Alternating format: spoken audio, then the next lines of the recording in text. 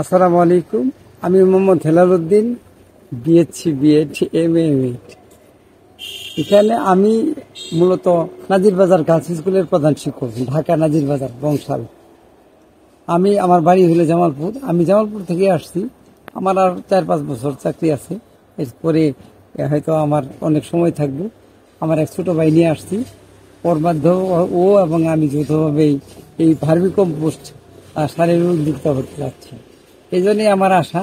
মূলত এসে দেখলাম অনেক ভালো লাগলো। এটা আমাদের যে মানে আল্লাহর প্রদত্ত যে সার বিষ করা যায়, এটা সারের একটা অংশ। বিষ না, কীটনাশক না, এটা সারের জন্য এটা খুবই উপকারী।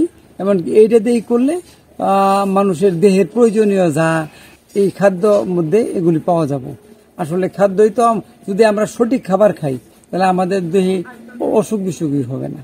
আমাদের বর্তমানে যে অবস্থা, হার্ট ব্লক, তারপরে প্যারালাইজড, তারপরে যে কিডনির যে সমস্যা, এগুলি তো অনেক সমস্যা।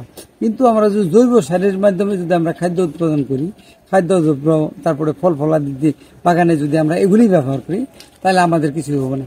আমি অন্তত মানুষের উপকারের জন্য যদি হয়, আমি মানুষ আর একটা মানব জাতির জন্য যদি আমি এক পাও অগ্রসর হতে পারি, আল্লাহ আমার যা যা খায়ের দিতে পারি ইনশাআল্লাহ। আমি এই জন্যই এখানে আসছি, মুক্তার ভাইয়ের ওখানে। যদি দোয়া করবেন সবাই, যদি আল্লাহ যারা দেখতেছেন দেখবেন, তারা যেন সবাই দোয়া করেন, আমরা যেন সাবলম্বিত হতে পারি। আল্লাহ যেন আমাদেরকে সাবলম্বিত করেন। আসসালামু আলাইকুম।